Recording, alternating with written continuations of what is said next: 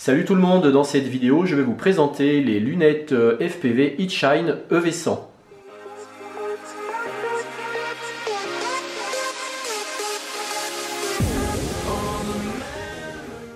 Voici comment se présente la boîte. Je vous affiche également maintenant la page de ces lunettes sur le site de Banggood. On voit qu'elles sont en forte promotion en ce moment. Ce sont des lunettes qui sont, je rappelle, en 5,8 GHz et qui ont 72 canaux. Donc ça sera vraiment très pratique. Ici, il y a le contenu de la boîte. Alors maintenant, si on déballe,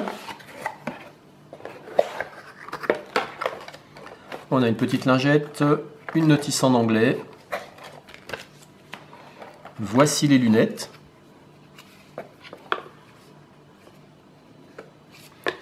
Donc on voit qu'il y a deux antennes. Ici on a des petits boutons. Ici on aura un ventilateur pour éviter d'avoir de la buée sur les verres. Donc ça c'est également très pratique.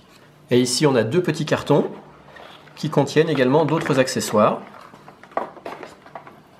Et ces accessoires les voici. On a un câble USB. On a deux antennes 5.8.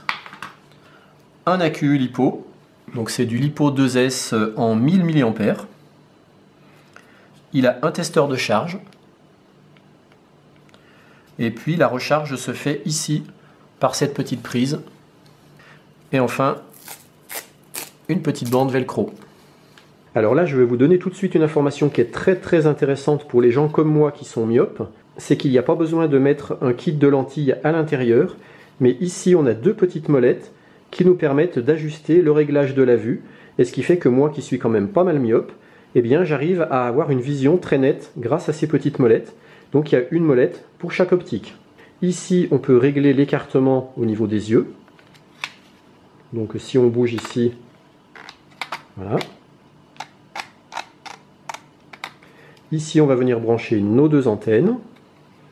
Et au niveau des réglages, on aura ces deux boutons là et ce petit joystick ici. Après sur le côté, on va retrouver ici notre petite prise USB. Ici une prise jack. Ici on pourra venir brancher notre accu avec cette prise là. Et ici on a encore une autre prise jack. On retrouve sur la notice le descriptif des prises et de tous les boutons. On voit qu'ici on a notre prise USB. Ici une petite prise pour headphone jack. Donc c'est une prise jack pour du son.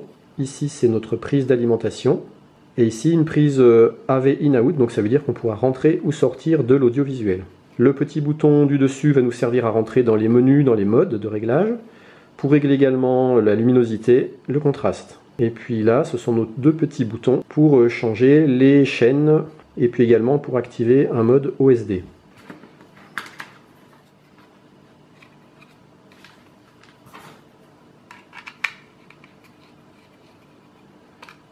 Alors précision aussi qui est intéressante, en regardant la notice, on s'aperçoit qu'on peut brancher un DVR externe pour enregistrer la vidéo reçue dans les lunettes. On a une résolution d'écran de 720 par 540.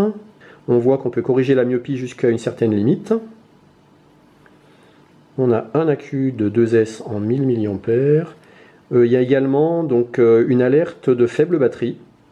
C'est-à-dire quand l'alimentation des lunettes devient faible, il y a une petite alarme sonore qui nous indique qu'on est bientôt en fin de batterie. Et vous voyez maintenant tous les canaux que ces lunettes peuvent recevoir, donc c'est quand même énorme parce qu'elles peuvent recevoir jusqu'à 72 canaux différents. Donc ça c'est vraiment top.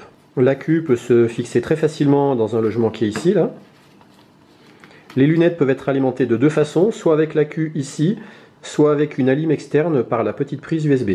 Pour démarrer le petit ventilo, c'est là-dessous. Il y a un petit interrupteur ici. Donc ça, je rappelle, c'est un ventilateur anti-buée sur les optiques. Alors maintenant, quelques autres infos pratiques. En forçant un petit peu, on peut déclipser le masque. On peut changer la mousse également. Je vous ai dit tout à l'heure ici qu'il y a une prise jack pour de la vidéo in-out.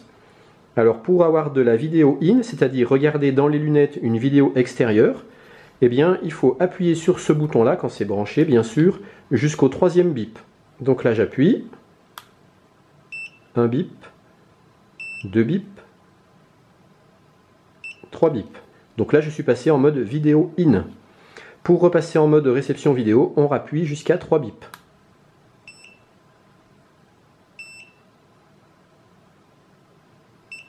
Voilà. Pour trouver le bon canal sur les lunettes, on peut faire une recherche manuelle, mais également on peut faire une recherche automatique. Et ça, c'est super pratique. Je vais vous montrer ça maintenant. Il suffit d'appuyer jusqu'au deuxième bip.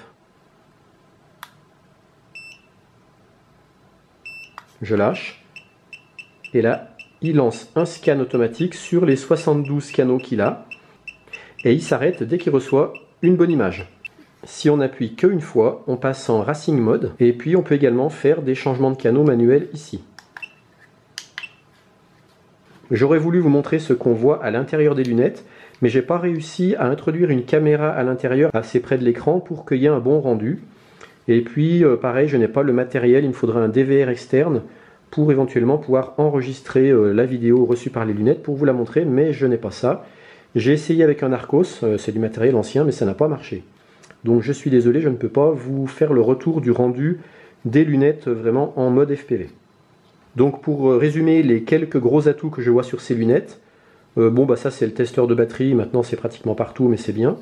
La plus grosse chose c'est le réglage de la myopie pour chaque œil grâce à la petite molette qui est là et qui est là. C'est également un ventilateur incorporé. C'est le fait aussi que les lunettes peuvent recevoir sur 72 canaux différents. Et c'est le fait qu'on peut lancer une recherche automatique de canal. Voilà, donc compte tenu des prix attractifs sur ces lunettes en ce moment, je pense qu'il y a peut-être un bon coup à faire pour ceux qui recherchent des lunettes FPV en 5.8, sachant qu'on peut aussi rentrer un signal vidéo à l'intérieur, donc ça veut dire qu'on doit pouvoir aussi envoyer un autre signal que du 5.8 grâce à un autre récepteur.